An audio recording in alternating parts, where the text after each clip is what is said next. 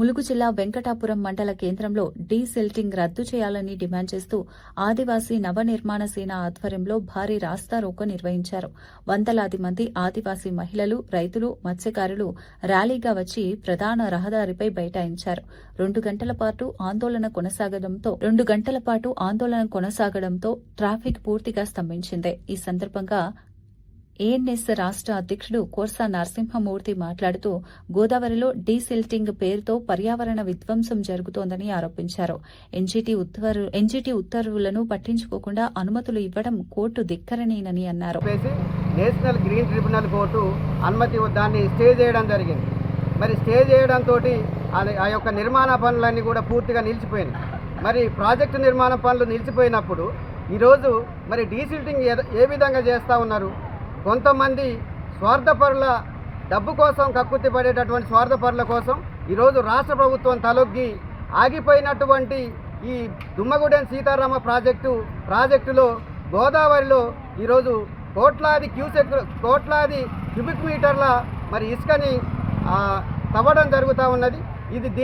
ఈ ప్రాంతాల్లో ఉన్నటువంటి ఇసుక సొసైటీలు కూడా పూర్తిగా వ్యతిరేకిస్తూ ఉన్నాయి. అదేవిధంగా ఈ ప్రాంతంలో ఉన్నటువంటి ప్రజలు కూడా వ్యతిరేకిస్తూ ఉన్నారు, రైతులు వ్యతిరేకిస్తూ ఉన్నారు.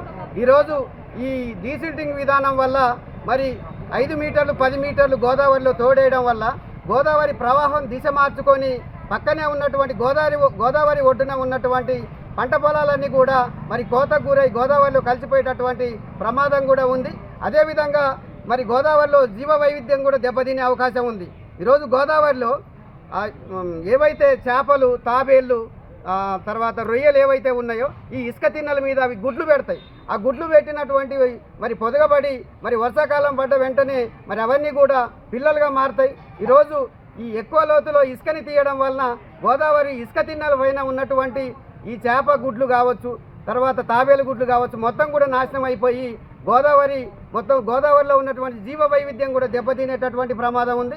అదేవిధంగా ఎక్కువ లోతులో ఇసుకని తీయడం వల్ల గోదావరిలో ఇసుక తీయడం వల్ల ఏమవుతుందంటే ఈ ప్రాంతాల్లో ఉన్నటువంటి బోర్లన్నీ కూడా వ్యవసాయ బోర్లు కానీ తాగునీటి బోర్లు కానీ మొత్తం కూడా అడుగంటిపోయేటటువంటి ప్రమాదం ఉంది. ఇప్పటికే 100 మీటర్ల వరకు 100 అడుగుల లోతు వరకు నీళ్లు పడిపోయినటువంటి పరిస్థితి ఈ ప్రాంతాల్లో ఉన్నది.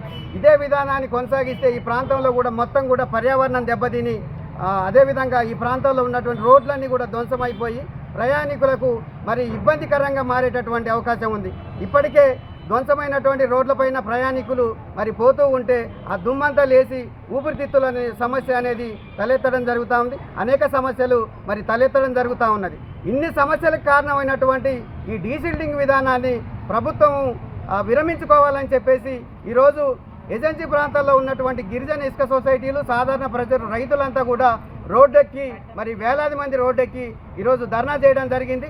ప్రభుత్వం చిత్తశుద్ధితో వ్యవహరించి ఈ యొక్క డీసిల్టింగ్ విధానాన్ని రద్దు చేయాలి.